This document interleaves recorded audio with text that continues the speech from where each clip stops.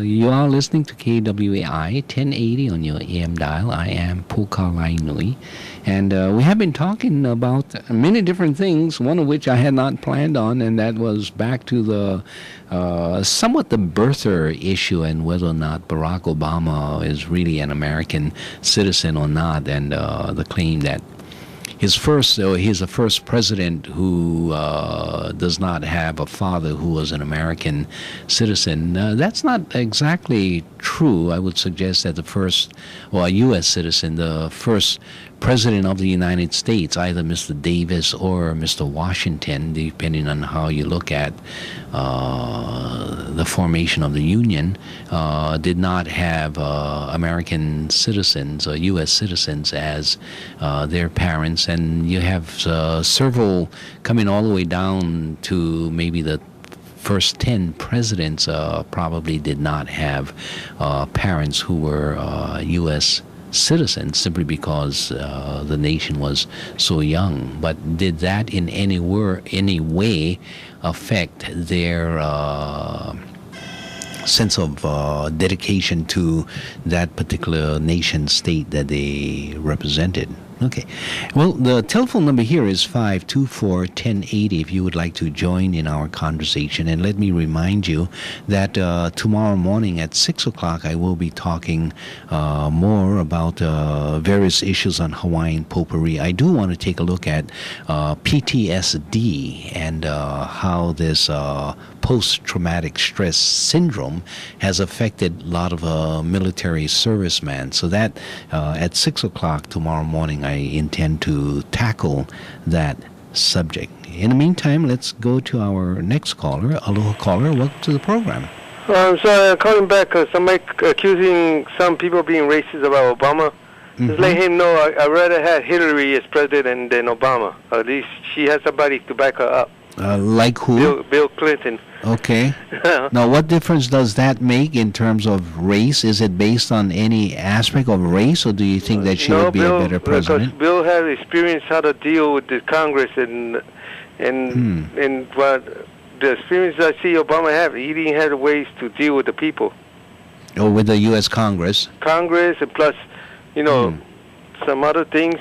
What should he have done to improve his programs before the U.S. Congress, especially when the Republicans were simply digging in their heels and refusing to allow him to get anything past the U.S. Congress? Well, his first 2 years, when he first got in, he had a whole bunch 2 years of Democrats in the Congress. Well, let's take a look at that and take a look at the U.S. Senate. He did not have in the U.S. Senate the 60 votes that he would need. So just less than 60 allowed the Republicans to stop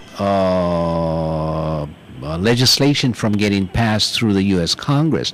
So just a mere majority in both houses, really not what the issue is all about, is it?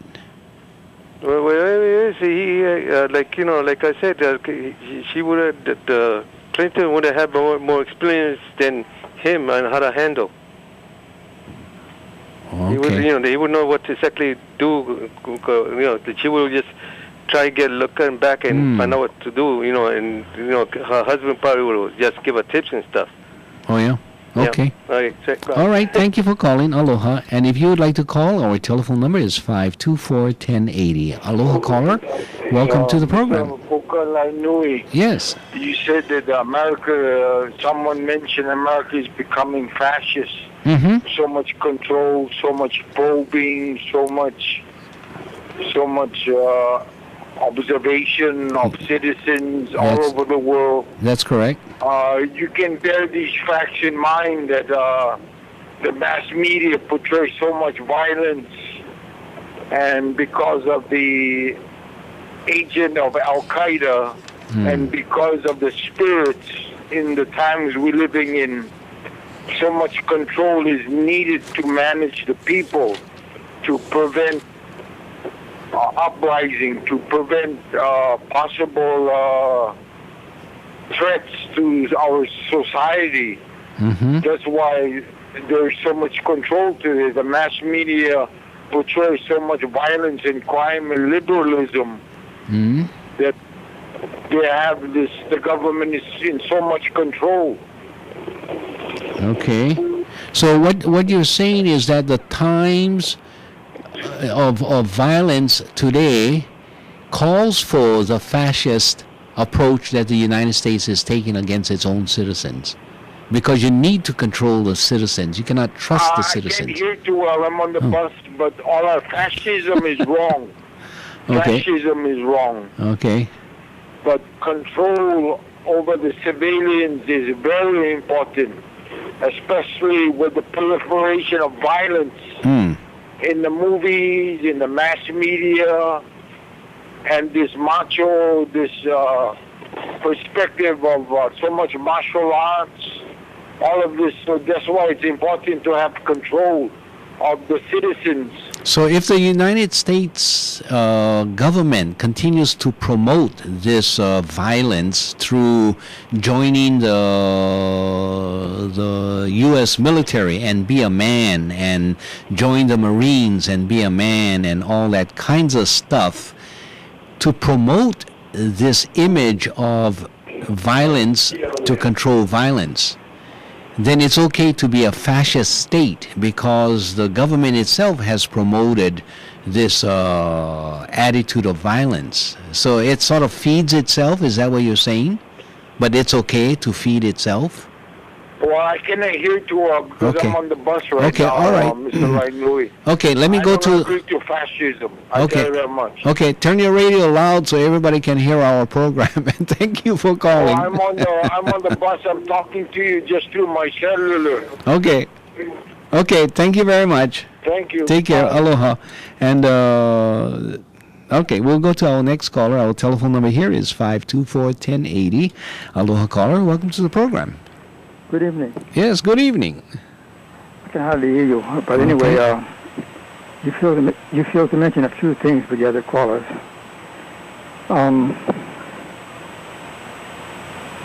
Obama supposedly doesn't have the expertise that Clinton has to get things through Congress. However, the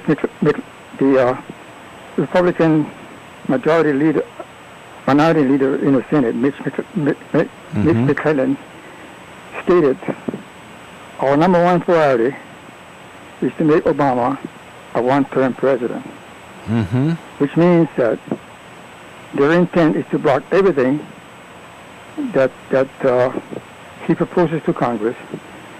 And from the first 2 years of the Obama administration, the Democrats had control of the House. They passed 300 bills in the attempt to improve the economy. All 300 bills were blocked in the Senate because, as you said, you need 60 votes to break the filibuster. Yes.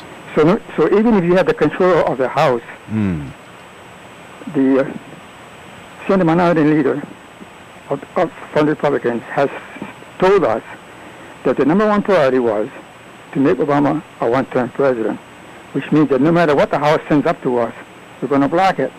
That is what happened. And so I don't know what it takes for people to understand that no matter what you do, if their intent is to block everything that you propose, you're not going to get anything through Congress because both houses have to pass a bill. That's right. Now the Republicans have control of the House, but still, with a 4 or 5 majority in the Senate by the Democrats, they cannot break the filibuster. And that is why nothing is being done in terms of the economy. And the position... And also, never mind the Constitution, because the Constitution does not define what a natural-born citizen is. It is defined in Item 8 of the U.S. Code. The first item in that code states, a person is a natural-born citizen if he is born in the United States. In other words, it doesn't matter who his parents are. And Lyndon Lincoln was governor of Hawaii during that time. Yes. And she has control of the Hawaii State Health Department. And the Health Department head has certified that the Obama was born in Hawaii, which is part of the United States. Mm-hmm. It doesn't matter who his father is. It doesn't matter where his father came from. It doesn't matter who his mother is. He was born in Hawaii. Mm-hmm. Right? Yep. So that's... And yeah. what does it take? If he was not born in Hawaii, Mm-hmm. Lyndon Lingle would have known this. Mm-hmm. And it would have made front-page news in all of the papers throughout the world that Obama is not a natural-born American citizen. Surely, the powers to be in the Republican Party have the ability to investigate this. Mm-hmm. And if he was not born in Hawaii, we all would have known it by now. Mm-hmm. It would have been verified, certified. That's correct. What does it take? I don't know. They keep coming up with one or another angle. Buffoon Donald Trump now. Yeah. He's still pushing the issue. Yeah, the birther argument. Which proves that you could be very wealthy and ignorant at the same time. Mm-hmm. Especially if you inherited your wealth. Yeah. Yeah. And the short form that the Obama has is the official form that is released by the state of Hawaii and by most of the states. And Romney was born in Massachusetts, and his birth certificate is also of the same short form. Most states do that. You cannot get the original birth certificate from the states. Okay. It stays in the archives. Yeah. Okay, good. Well, thank you for clarifying that. And to all of you, this brings us almost to the end of our program.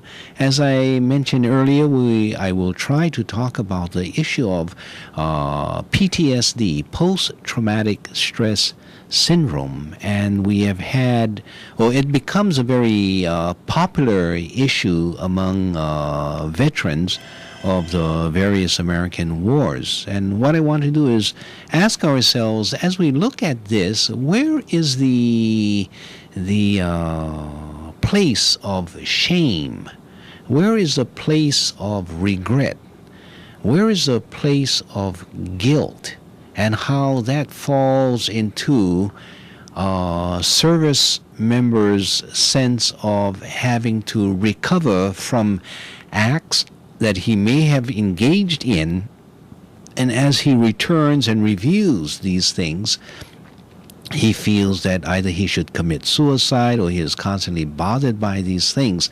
Are we simply taking this PTSD, setting it aside, and using that as a substitute for the other feelings that an individual may have? More of that tomorrow morning at 6 o'clock. This is Pokalai Nui. I want to thank all of you for joining me, and we'll be back tomorrow. You are listening to KWAI 1080 on your AM dial. Aloha, Hawaii. Ahui ho.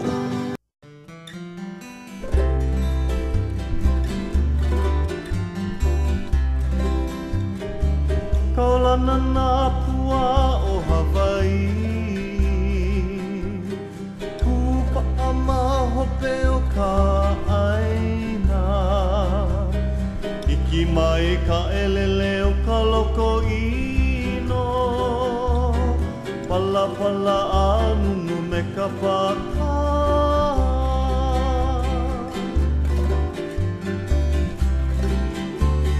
Pane mai Hawaii moku o ke ave, Koku ana honoa o Pilani, Ka ko'o mai kaua I o mano, Pa'apu me ke one o ka kuhi hewa.